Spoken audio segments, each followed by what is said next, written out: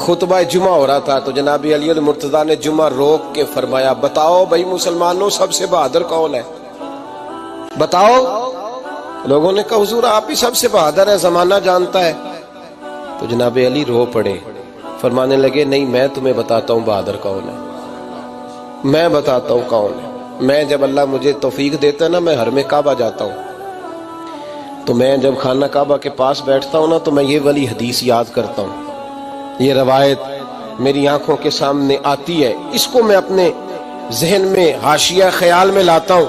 جناب علی المرتضیٰ فرمانے لگے میں بتاتا ہوں بہادر کون ہے۔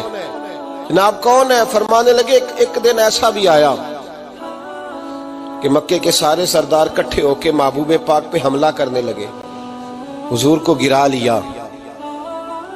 لیا نبی پاک۔ میٹھائی کھانا صرف سنت نہیں، پتھر کھانا بھی سنت ہے، صرف حلوہ کھانا سنت نہیں، پتھر کھانا بھی اس سنت کو بھی ادا کرنا۔ کہتے ہیں تھوڑے سے میٹھے چاول بھی کھا لو، کھانے کے ساتھ سنت ہے۔ میں نے کہا بھائی کبھی کبھی پتھر کھانا بھی سنت ہے، اس پر بھی توجہ کریں، اس کا بھی تھوڑا خیال فرمائیں۔ کہتے ہیں حضرت علی کے کفار مکہ نے نبی پاک صلی اللہ علیہ وسلم کو گرا لیا اور معاذ اللہ تشدد کرنے لگے۔ فرماتے ہیں کوئی زور زور سے پکار رہا تھا، میرے کانوں میں آواز آئی جب میں گھر میں تھا، کوئی زور زور سے پکار رہا تھا، اور وہ کیا کہہ رہا تھا؟ کوئی ابو بکر کو خبر کرو، کوئی صدیق اکبر کو بتاؤ کہ قریش مکہ محبوب علیہ السلام کو تکلیف دے رہے ہیں، بتاؤ۔ حضرت علی کہتے ہیں جب تک میں باہر نکلا تو میں نے ابو بکر کو دوڑتے ہوئے دیکھا، صدیق اکبر کے پیروں میں جوتا کوئی نہیں، سر پہ ٹوپی کوئی نہیں، تینوں لب دیاں آپ گواچے، سانو اپنی خبر نہیں کوئی۔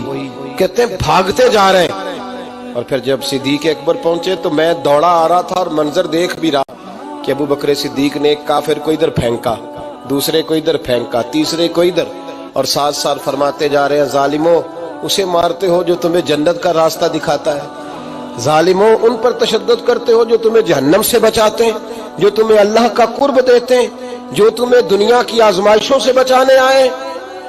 کہتے ہیں جب جناب صدیق اکبر نے دیکھا کہ پیچھے نہیں ہٹ رہے، بڑا مشکل کام نہیں کسی کے حصے کی مار کھانا، دین کا نام لے کے اپنا قد اونچا کرنا بڑا آسان ہے، لیکن 4 اینٹیں اٹھا کے کسی مسجد میں لگانی پڑ جائیں تو لوگوں کی شان میں کمی آتی ہے معاذ اللہ۔ جناب ابو بکر صدیق رضی اللہ تعالیٰ عنہ حضور کے اوپر لیٹ گئے، اور مولا علی فرماتے ہیں نبی پاک کے حصے کی ساری مار ابو بکر صدیق نے کھائی، اور اتنی مار کھائی کہ بے ہوش ہو گئے۔ ان کے قبیلے کے لوگ آئے، اٹھایا، اور قبیلے کے ایک شخص نے کہا قریش مکہ یاد رکھنا اگر ابو بکر کو کچھ ہوا تو تمہیں بدلہ دینا پڑے گا۔ لے گئے۔ ان کی اماں کہتی ہیں ساری رات میں اپنے بیٹے کے زخم دھوتی رہی اور میں روتی رہی، ساری رات میں پٹیاں کرتی رہی اور میں پریشان رہی۔ برادری ساری کٹھی تھی کہ ابو بکر کو ہوش آئے اور وہ بتائیں کون کون شامل تھا تو ہم بدلے کی کوشش کریں۔ والدہ کہتی ہیں میرے دل میں خیال تھا کہ ابو بکر تو جب بھی اٹھے گا پہلا نام محمد عربی کا لے گا صلی اللہ علیہ وسلم، تو یہ تو ناراض ہو جائیں گے۔ کہتی خیال تھا کہ تھوڑی دیر کے لیے اپنے محبوب کا نام کبھی معاذ اللہ نہ لیں، برادری کٹھی ہے، میرے دل میں خیال تھا، لیکن کہتے ہیں وہی ہوا۔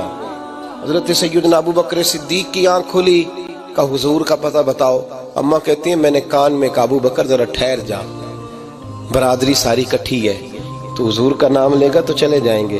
تو کہتے ہیں ابو بکر اٹھ کے بیٹھ گئے، کہنے لگے جس نے بیٹھنا ہے بیٹھے، جس نے جانا ہے جائے، مجھے برادری کی ضرورت نہیں، مدینے والے محبوب کی ضرورت۔